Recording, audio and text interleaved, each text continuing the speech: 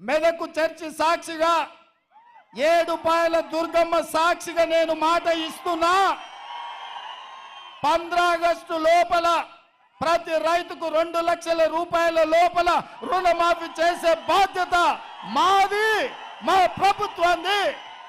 నాది మాట.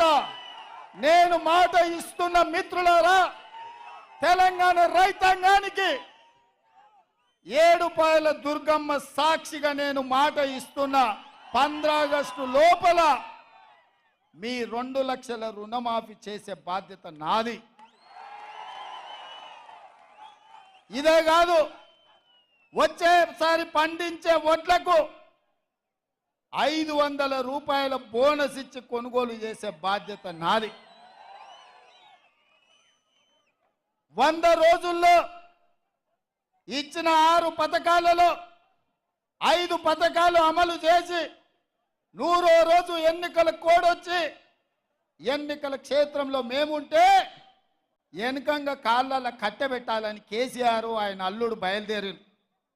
నేను ఆయన చెప్పిన దూలం లెక్క పెరిగితే సరిపోదు, దూడకున్న బుద్ధన ఉండాలి. హరీష్ రావు, నీకు 10 ఏళ్ళు గాడిద లెక్క నువ్వు నీ మామ ముఖ్యమంత్రి మంత్రిగా ఉన్నారు. డబుల్ బెడ్రూమ్ ఇల్లు ఇయ్యలే, ఇంటికో ఉద్యోగం ఇయ్యలే, దళితుల 3 ఎకరాల భూమి ఇయ్యలే, ఫీజు రియంబర్స్మెంట్ చేయలే, గిరిజనులకు రిజర్వేషన్లు ఇయ్యలే, పోడు భూముల పట్టాలు ఇయ్యలే. మా మిత్రుడు చెప్తున్నాడు. మాదిగల ఏబిసిడి వర్గీకరణ చేయలే, ముదిరాజులను బీసీ-డి నుంచి ఏ గ్రూపులకు బదలాయింపు చేయలే. సన్నాసోడా, 10 ఏళ్ళు నువ్వు ప్రభుత్వంలో ఉండి పన్లిగిల పెట్టి ఇవాళ వచ్చి 100 రోజుల్లో మేము ఇన్ని చేస్తే అప్పుడే దిగిపో అని అంటున్నావు. ఏం అల్లా తప్పగా వచ్చినాం అనుకుంటున్నావా? అడుక్కుంటూ వచ్చినాం అనుకుంటున్నావా? అయ్య పేరో మామ పేరో చెప్పి కుర్చీలో కూర్చున్నాం అనుకుంటున్నావా? బిడ్డ, నీలాకటోళ్ళం తొక్కుకుట్ట ఇక్కడికి వచ్చినాం. 10 ఏళ్ళు ఇక్కడనే ఉంటాం. ఎవడొస్తాడో, నువ్వు వస్తాడో, నీ మామ వస్తాడో, నీ బామ్మార్ది వస్తాడో, వాళ్ళని పుట్టించిన అయ్యొస్తాడో ఎవడొస్తాడో రాండి బిడ్డ, పండబెట్టి తొక్కకపోతే చూస్తాం.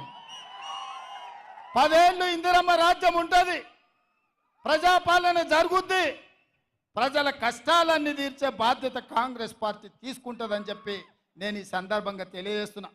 అందుకే మిత్రులారా, నరేంద్ర మోడీ ప్రతి సంవత్సరం 2 కోట్ల ఉద్యోగాలు, 10 ఏళ్లలో 20 కోట్ల ఉద్యోగాలు ఇస్తానే ఒక్క ఉద్యోగం ఇవ్వకుండా ప్రజల్ని మోసం చేసినందుకు బండకేసి మోడీ ప్రభుత్వాన్ని కొట్టాలి అని చెప్పి నేను ఇక్కడ ఉన్న మా మిత్రులకు చెప్తున్నా. రైతుల ఆదాయాన్ని 2 చేస్తామని ఢిల్లీ సరిహద్దులో వందలాది మంది రైతులను కాల్చి చంపిన చరిత్ర భారతీయ జనతా పార్టీది. రైతులను చంపిన బీజేపీ ప్రభుత్వాన్ని బొందబెట్టాలి అని చెప్పి తెలంగాణ రైతాంగానికి నేను విజ్ఞప్తి చేస్తున్నా. ప్రతి పేదవాడికి సొంతింటి కళ్ళ నెరవేర్తాం 2022 లోపల అని చెప్పిండు. ఏ పేదవాడికి ఇల్లు ఇవ్వలేదు. అందుకే మోడీ ప్రభుత్వాన్ని, బీజేపీని గద్దె దించాలి అని చెప్పి నేను ఈ సందర్భంగా తెలియజేస్తున్నా. ఇదే కాదు, జన్ధన్ ఖాతాలో స్విస్ బ్యాంకులో లక్షలాది కోట్ల రూపాయల నల్లధనం ఉంది. ఆ నల్లధనాన్ని తెచ్చి ప్రతి పేదవాడి ఖాతాలో 15 లక్షల రూపాయలు వేస్తా అని నరేంద్ర మోడీ చెప్పిండు. నేను అడుగుతున్న మా అక్కల్ని, మా సోదరులని, మోడీ మీ ఖాతాలో 1 పైసాన్ని వేసిండా? 10 పైసలన్నీ వేసిండా? ఏకాన కూడా మన ఖాతాలో అని మోడీ గారు 10 ఏళ్ల తర్వాత వచ్చి మళ్ళా పార్లమెంటు ఓటు అడుగుతున్నాడు అంటే మోడీ ఎన్నిసార్లైనా మనల్ని మోసం చేయొచ్చు అని అనుకుంటున్నాడు. అందుకే ఆలోచన చెయ్యండి మిత్రులారా. ఎప్పటికైనా పేదవాడి ప్రభుత్వం, పేదవాడికి అండగా నిలబడేది ఈ 3 రంగుల జెండాని. ఈ 3 రంగుల జెండాని నమ్ముకున్నోడు, పాడైనోడు ఎవడు లేడు. 3 రంగుల జెండా అండగా ఉంటే ఏదైనా ఛేదించవచ్చు. అందుకే నా ముదిరాజు సోదరులకు నేను ఒక మాట చెప్పదలుచుకున్నా. ముదిరాజు బిడ్డలారా, మీరు ఆలోచన చేయండి. మీ సోదరుడు పేదోడు మీ ఇళ్లలో పుట్టి మీ ప్రతిష్ట నీల మధుకియాల ఒక్క పక్కన గడిలలో ఉండే దొర ఉన్నాడు, రెండో పక్కన ఓ పెద్దరెడ్డి ఉన్నాడు. మరి పేద బలహీన వర్గాల ముదిరాజు బిడ్డకు పార్లమెంట్ టికెట్ ఇచ్చినాం, ఇందిరమ్మ వారసుడిగా ప్రకటించినాం. ఇవాళ మీ బిడ్డని గెలిపించుకునే బాధ్యత మీ మీదనే ఉంది. ఎవడైనా తులమిచ్చిండనో వనమిచ్చిండనో ఆఫ్ ఇచ్చిండను ఫుల్ ఇచ్చిండను ఏదన్నా నమ్మితారంటే బీఆర్ఎస్ అభ్యర్థి ఎవడో మీకు తెలుసా? మల్లన్న సాగర్లో 50,000 ఎకరాలు గుంజుకొని ఏటిగడ్డ కిష్టాపురం మల్లన్న సాగర్ ప్రాంతంలో పేద రైతులను గోదావరి జలాలలో ముంచి పోలీసు ఉక్కు పాదాలతో తొక్కించి పోలీస్ స్టేషన్లలో ఆడబిడ్డలను కొట్టించి మీ మీద దాడులు చేసిన దుర్మార్గుడే ఇవాళ బీఆర్ఎస్ అభ్యర్థి. మీరు కావాలంటే మల్లన్న సాగర్, రంగనాయక సాగర్, కొండపోచమ్మలో మునిగిపోయిన రైతుల దగ్గరికి వెళ్ళండి, అడగండి ఈ దుర్మార్గుడు వెంకట్రామరెడ్డి ఎవడు కలెక్టర్గా ఉండి ఇక్కడ రైతుల భూములు గుంజుకున్నాడు కాదా? వందలాది రైతుల కుటుంబాల మీద కేసులు పెట్టినోడు కాదా? మల్లన్న సాగర్ మా భూములు ఇయ్యము అని అంటే పోలీసులను పెట్టి ఆడబిడ్డలను పరిగెత్తించి కొట్టినోడు ఈ వెంకట్రామరెడ్డి కాదా?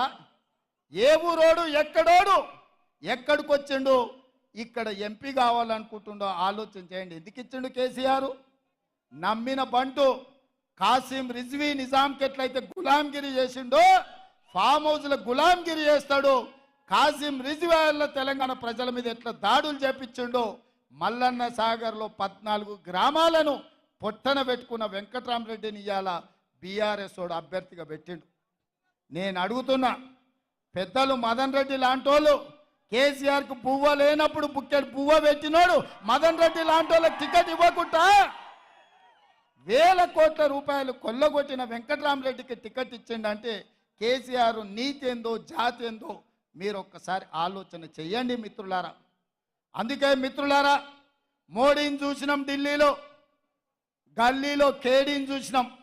వీళ్ళిద్దరు తోడు దొంగలే గూడు పుటానే. మొన్న డిసెంబర్లో కేడీని బొందబెట్టిండ్రు, ఇక వంతు మోడీకి వచ్చింది. ఒక్కరిని కాదు, ఇద్దరు తోడు దొంగల్ని తుదముట్టించే వరకు ఓడిస్తేనే ఈ ప్రాంత తెలంగాణకు న్యాయం జరుగుద్ది. మిమ్మల్ని ఆదుకునే బాధ్యత ప్రభుత్వం తీసుకుంటుంది. అందుకే మిత్రులారా, ఇంకా 4.5 ఏళ్ళు ప్రభుత్వం ఉన్నది, కాంగ్రెస్ ఉంటుంది. ఆ తర్వాత మళ్ళొక్కసారి ప్రజల ఆశీర్వాదంతో ఇంకో 5 ఏళ్ళు, మొత్తం 10 ఏళ్ళు అధికారంలో ఉంటాం. మీ సమస్యల్ని పరిష్కరించే బాధ్యత మాది. మీకు ఇందిరమ్మ ఇల్లు ఇచ్చే బాధ్యత మాది. బస్సు ఉచిత ప్రయాణం ఇచ్చే మాది. ఆరోగ్యశ్రీ పథకం అమలు చేసే బాధ్యత మాది. మీ ఇంటికి ఉచిత కరెంట్ ఇచ్చే బాధ్యత మాది. 2 లక్షల రూపాయల రైతు రుణమాఫీ చేసే బాధ్యత మాది. 500 రూపాయలు బోనస్ ఇచ్చి మీరు పండించిన పంటను కొని